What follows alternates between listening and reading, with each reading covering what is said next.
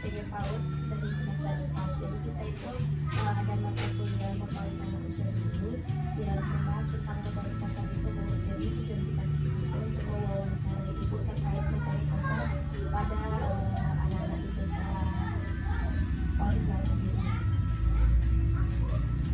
Ibu perkenalkan, saya Aziza Tulanida dan ini teman-teman saya akan presentasi. Nama saya Fauziah Zahra, Bu. Kita mau menanyakan ibaratnya wawancara udah ibu. Mungkin ada sedikit pertanyaan kepada ibu tentang bagaimana pertanyaan pertama ya Bu ya. Apa saja kemampuan motorik kasar yang harus dimiliki anak usia dini Bu? Ya kayak melompat, misalnya bisa nggak dia melompat, bisa nggak dia nendang bola kan itu. Kalau udah bisa pasti udah bagus. Kadang ada anak nih yang nendang bolanya kakinya kekuat. Dulu contohnya ada di balik itu apa nendang bola. Nah dia kalau melompat juga agak susah, dia juga takut ketinggian. Motoriknya apa? Dia nggak pernah main itu. Kalau Malik nggak pernah main munculan, nggak pernah main ayunan. Dia mainnya jalan aja. Bukan pertanyaan juga ya, Bu.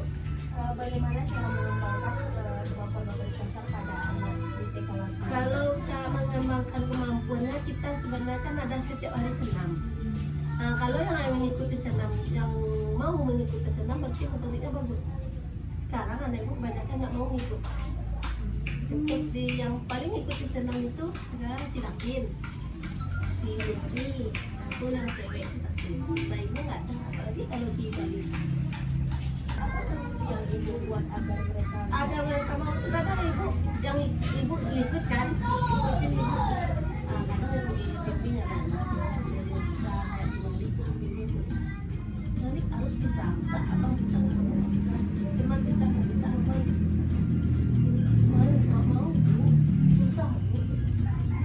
Kalau Balik itu dia anaknya suka bertanya, buat apa itu? Balik nggak bisa angkat kaki. Kalau angkat kaki dia tuh agak goyang juga, angkat kaki sebelah. Kadang tidur berdiri sebelah kaki. Karena kami setiap Kamis itu tiba-tiba ibu olahraga. Nggak ada kegiatannya lain, nggak ada, khusus olahraga aja tuh hari Kamis. Nah, khususan olahraga, pulangnya lari 2 putaran lapangan ini kan. Siapa anak yang kuat tuh sampai dia lagi ke sekolah tuh, kalau enggak tuh nggak mau dia tunggu di sekolah. Itu setiap Kamis ibu emang mengasah motorik kasar.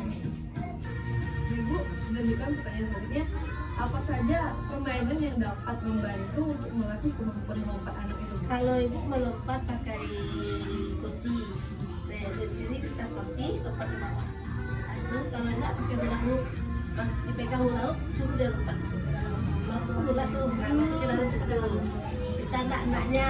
Terus kalau enggak lompat dari ketinggian dari batu ke meja kan lompat yang besar.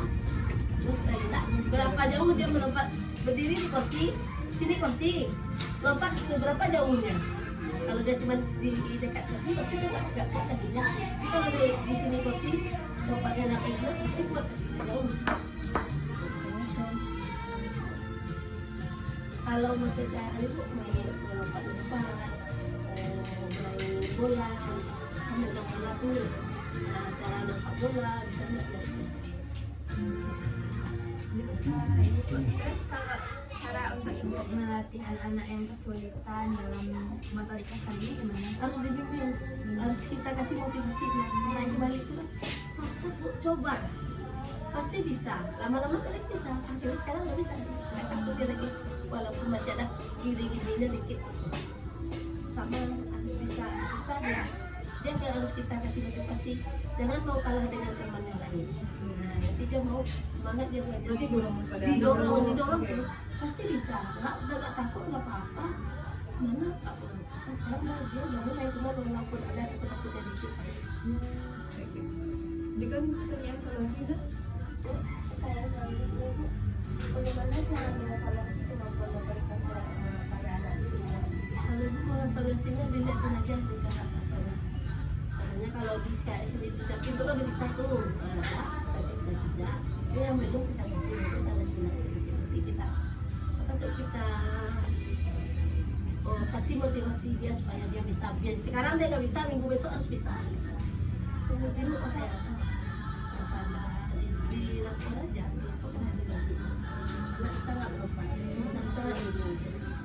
ada nggak Bu kolaborasi antara guru dengan orang tua dan Ada itu orang tuanya sebenarnya kan banyak pikir pantai orang tuanya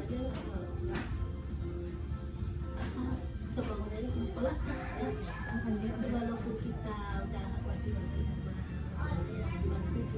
Dan faktor orang tua. iya karena di sekolah sama kita cuma 2 jam 2 jam 3 jam ada dari jam setengah 9 sampai jam 11 nanti nah berapa jam tuh 2 jam 3 jam yang mana waktunya sama orang tua untuk apa sekolahnya malam tuh belajar ini belajar dikasih tahu ini huruf A ini huruf B gitu dikit apa sendiri apa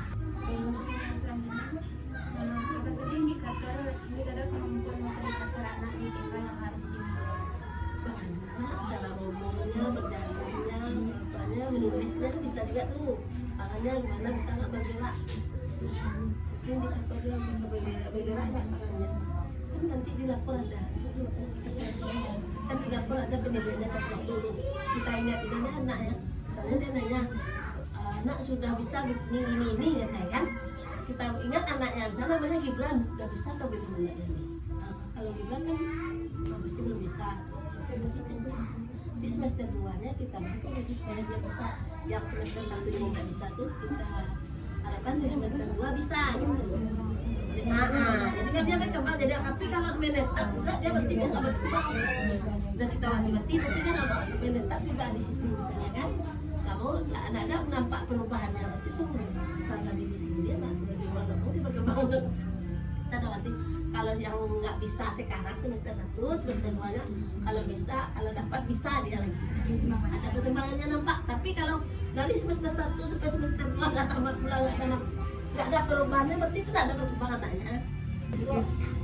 Bagaimana cara membuat kegiatan motorik kasar menjadi menyenangkan dan menarik bagi anak-anak kayak mengadakan permainan? Kalau ibu punya bermain di lapangan kan anak kalau udah hari Kamis kan dia pakai olahraga tuh dia semangat tuh ke lapangan ya bu udah ambil bola lah bu jadi ibu kalau dia tuh dia kalau pakai baju olahraga hari Kamis dulu dia bu pakai olahraga dia pakai hari Kamis dia semangat tuh ke lapangan ya bu karena kan ada kayak lapangan satu ya cari bola di sini langsung nendang bola yang nendang bola yang berdiri ada juga yang lari-larian ada juga yang letak di sini ada juga kan tergantung anaknya kalau anaknya semangat nanti balik ke lapangan kita masih di sini dia ada di lapangan di lapangan bola sini kalau di sini yang ada sini di sini udah banyak rumput biasanya rumput di sini anak-anak rumputnya ada rumput yang di situ aja mainnya ya itu kan dari sini kan satu dia ada tuh mainnya hati-hati ya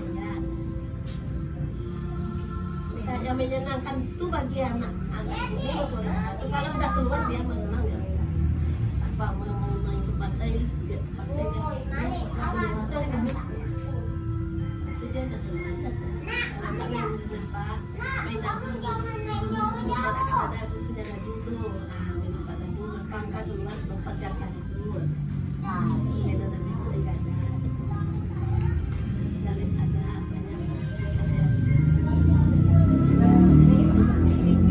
Bagaimana cara ibu mengintegrasikan kegiatan motorik kasar ini dalam kegiatan sehari-hari? Nampak aja. Gimana cari dari kegiatan sehari-hari dia udah bisa nampak, bisa berkembang atau enggak. Anak yang nggak nampak perkembangannya tuh si Gibran satu, si Tiara tuh ada berkembang. Kalau si Malik udah dapat perubahannya di sini siapa? Ini si David nih. Ini si David nih ini lah. Kalau dia masuk SD besoknya olahraga bisa dia semua udah ngerti lah kalau dia mau masuk SD itu udah ngerti ya. Kalau kayaknya kalau si Gibran tuh nggak tahu dia kayaknya gimana masuk SD dia coba apa ingatannya masih main kayak anak umur 4 tahun ini sebenarnya Oke baik bu, banyak lagi bu. Tadi kita bilang tentang berlari. Bagaimana cara mengajarkan anak PAUD ini untuk berlari dengan benar bu? ikuti dong kita berlari gimana kakinya ini Karena dia nggak feel iya tadi. jadi udah kayak si supaya kakinya kuat kan kita gitu ibu kalau supaya kuat matanya yang begini makan banyak-banyak. Tapi kalau balik banyak kurang. Udah nasi, lihat nasi gregetan, cabai nggak suka. Cabai kayak Kalau si Dilan nggak suka cabai.